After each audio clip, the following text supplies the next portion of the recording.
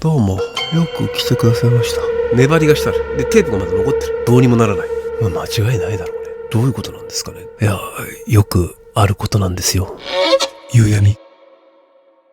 どうも、ゆびっとだよ。で、今日も怖い話するよ。怖い話っていうか、かなりシリアスな話になるので、途中ちょっと、聞けないなっていう方は、もちろん最後までお聞きにならなくても結構です。ただ、これは僕の記録としてね、やっぱり残さなきゃいけない問題なのかなと、ずーっと思ってるので、皆さんにお話したいなと思います。ぜひ聞いてやってください。ゆうやみ。僕には、親戚が3名いまして、で、うちもう2人は亡くなってるんですが、一番初めに亡くなってしまったのが、僕が中学生の頃、その頃の話をね、したいと思います。で、名前は、これもう、プライバシーの侵害になるかもしれません。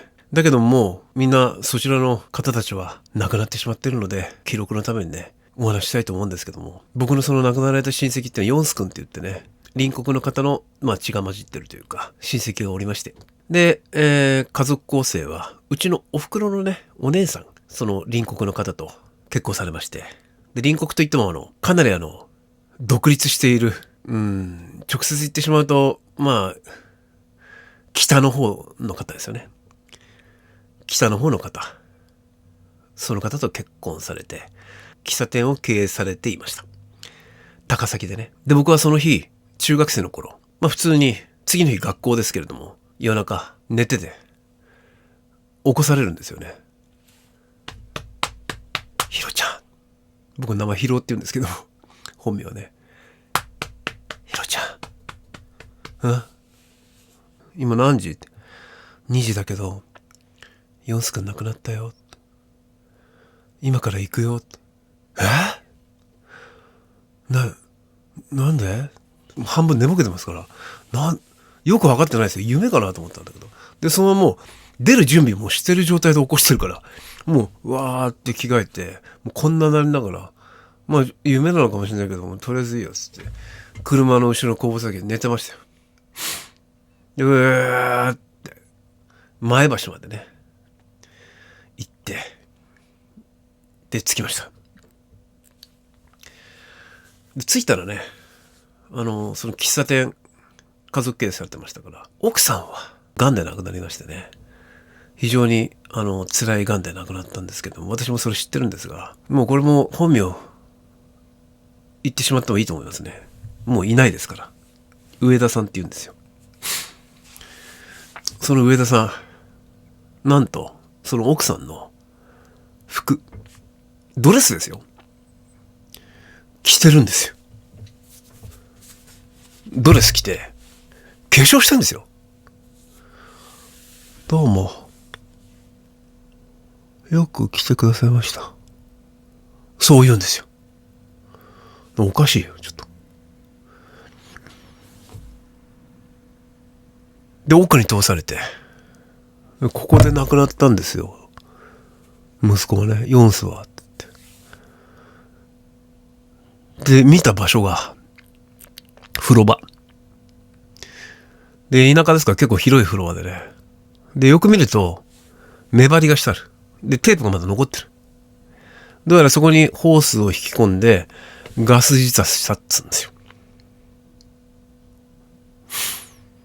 上田さんがそう言うんですよね。で、その日お通夜。で、別宅移動して、我々そこで一泊しましたけど、ヨンス君のね、泣き殻見て、手合わして、おいおい泣いてね。で、俺なんかもうわけわかんないですよ。なんでどうなってんだろう俺、つって。僕もヨンス君とよく遊びましたから、プール行ったりね。いい子でしたよ、すごく優しくて。で、ちょっとオカマチックなね、喋り方するんですけど、何も嫌だとかいうね、喋り方する。一番気があったと思います。近かったから。鮮明に覚えてますよ。その、笑顔とかね、喋り方とか。で、なんで自殺なんかしたのか。もちろん気になりますから、その上田さんちょっとおかしくなってますけど、なんでですか、どうしたんですかって聞いたんですよ。そしたら、どうやらその人が言うには、失恋した。その北の人なんかと、日本人じゃない人なんかの血が入ってる人とは付き合えないって言われて、振られたって言うんですよ。だから自殺したって言うんですよね。まあ考えられないこともない。あの子、すごく繊細だったからね。ものすごい繊細な子だったんで、まあそうだったのかなって。その時はそう思うしかないじゃないですか。もうそれしかないから理由がね。で、なんか、事件性があるんだったら警察が動いてるだろうし、もう、そうなんだなっていう状態でも遺体がそこにあるわけですから、もうそうなんだなと思ってましたよ。で、お通夜済んで、ほとんどなんかこう寝られなかったですけど、なんかね、ピリピリしちゃって、張り詰めちゃってね。いろいろ考えましたよ。そうよ、この間遊びに行ったばっかりなのなって何なんだろうな、あっけないな。なんで振られたぐらいで死ぬなよとか、結構怒りの方が多かった気がします。僕はね。楽しかったし。なんか裏切られたような気がして。どっかでちょっとなんか少し裏切られたような感じがして。いろいろ話したじゃんって言って。その上田さんっていう残されたね、お父さんのことに関してはちょっとおかしくなっちゃってんだなぐらいしか思ってなかったですよ、その時は。で、ヨンス君にはね、お姉さんもいるんですけども、お姉さんの印象はいまいちない。お姉さんはまだどうやら日本にいらっしゃるみたいなんですけども、あんまりこういろんなことノータッチな人で、喋ったこともあまりない。その時もいらっしゃってたと思うんですけど、記憶にない。で、お通夜終わりまして、霊柩車でね、行くわけじゃないですか。遺体を焼かなきゃいけないんでね。で、行って、入りますよね。ご経験になられた方はわかると思うんですけども、火葬場ですよね。入って、で、最後のお別れをしてくださいって言って、菊の花をこうやってね、一人一人入れていくわけでしょ。もう、ワイワイワイ泣いてるわけだ、みんな。で、お袋もその時は泣いてましたよ。で、ショックの方が強かったんで、お袋はもうガンガン泣く方だったんですけど、なんかもう震えてましたね。なんでなんだろうっていう感じで。で、僕も花を添えて、で、閉じて、で、暑い中にね、わーっと入ってきましたよ。で、お経をあげてる時っていうのは、お坊さんがこう、お経をあげる時もあるわけじゃないですか。なかった時もあったような気もしれないですけど、一回離れてくださいって言って。でも、お坊さんは必ずいますよね。で、その時はずっとお経をあげてる時に、お焼香をあげるような、感じになってたので、まあ、お焼香が自分の番が回ってくるまでこうやって、立ってたんですよね。で、お袋は倒れたりするから、お袋のこと気になって後ろのちょっと斜め後ろから見てたんですよね。そしたら取り乱すこともなく。ただね、一点ぼーっと見てるんですよ。何を見てるのかな。で、お坊さんがって言ってる。お経を唱えてるんですけど、そこにお袋が、そのお坊さんの背中のあたりじっと見てる。で、どうやら背中じゃないようなんだ。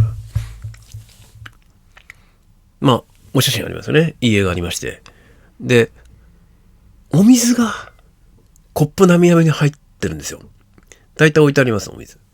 で、その辺どうやら見てるらしいんだ。で、俺もそこ見てたら、なんと、そのお水、ゆっくり、こうですよ。こんなにあるんですよ。減ってってんですよ。あれと思って、いや、割れちゃったのかなと思って。どっかで穴でも開いてんのかなって。ガラス割れてんのかなと思って。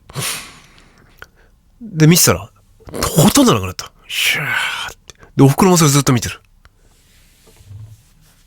気になりますよね。で、自分の昇降の時も行って見るんだけども、もうお水がなくなってる状態だけで割れてるなんかわかんない。割れてる感じはしない。で、全部終わって、で、まあ、お骨が出てきてこう、取りますよね。で、骨壺に入れて、で、大体終わって、ありがとうございましたってお坊さん行った時にさーっと、まあお袋は大丈夫そうなんで、さーっとお坊さんのとこ行って、ちょっと変なことを聞くようで申し訳ないんですけれども、これお水ありますよね。お水が見てる間ずっと減ってったんですけども、今ほとんどないですよね。はい。割れてませんよねって。はい。どういうことなんですかねって、ちょっと僕の質問も変ですけど、どういうことなんですかねってお坊さんにちょっと、返答の期待を込めてね、聞いてみたら、いや、よくあることなんですよ。って言うんですよ。で、お袋も見てた。うん。で、お袋とはその深い話をしませんでした。お袋もなんかそういうのちょっと持ってるというか、感じるというか、そういうふうによく言う人でしたね。具体的なことは聞いたことありませんけど、なんかそういうのに敏感な人だったような気がします。で、その後、まあ、上田さん、別れて、その旦那さんですよね。で、そのまま車で帰ったんですけれど、この後ですよ。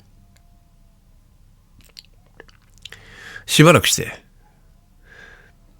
そのお袋の妹さんがいるんですけども、妹さんから聞いた話なんですが、その後、上田さんどうやら、すぐに国に帰ったそうなんですよ。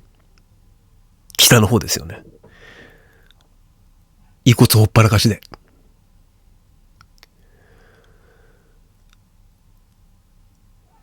夜逃げみたいに。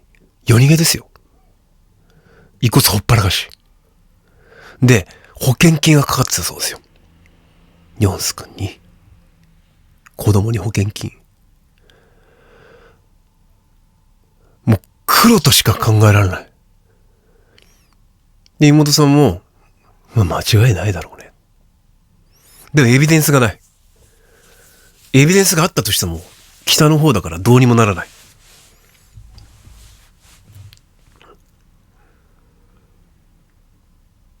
皆さんこれどう思いますか？俺は確実にやってると思うね。未だに信じられないような話ですよ。だけどもこれ、伝えていかなきゃいけない。で、その、お骨？二人のお骨。妹さんが預かってます。未だに。どこのお墓にいるかも、入れるかもわからない。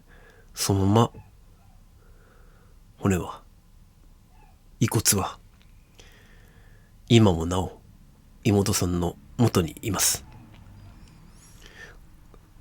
去年かな、一昨年かな、実はまたうちの親戚一人亡くなったんですよ。で、その、信也くんって言うんですけど、その信也くんに私はカメラの技術とかね、映像の技術とかもいろいろ教えてもらったので、今僕はこうして、ここでこう話せる、この環境があるのも、もう彼のおかげです。だからそのヨンスクのためにも、信也くんの、信也のためじゃないですよね。これから僕はこういうことを続けるのは、なんか弔いなのかな。そんな風に思ってます。っていうお話でした。すいません、ちょっと重たい話になっちゃって。結構シリアスで、センシティブで、本当なのっていう話なんですけど、これは嘘偽りなく、一つも嘘偽りなく、本当の話です。私の身に中学生の時起こった話です。だいぶ時間経ちましたけどね。そういう事実があるっていうことだけを、皆さんに分かってほしくて、この話も、ちょっと怖い話も交えてお伝えしました。まあ、怖い話といえば、その、お水が減ったっていうことだけなんですけれども、何よりも怖いのは、やっぱり、人間かもしれないですよね。ユービット団員募集中。夕闇非常階段団員募集中だよ。メンバーシップまでもまだ程遠いけどね。ぜひまた見てください。こうやって見てくださって、私は団員だよって言ってくれたらもう団員ですので。で、そのうち、メンバーシップが立ち上がりましたら、ちゃんと、参加バッジとかね、作っちゃいたいなと思いますけど、ぜひ皆さん応援してください。それでは、また会おう。夕闇。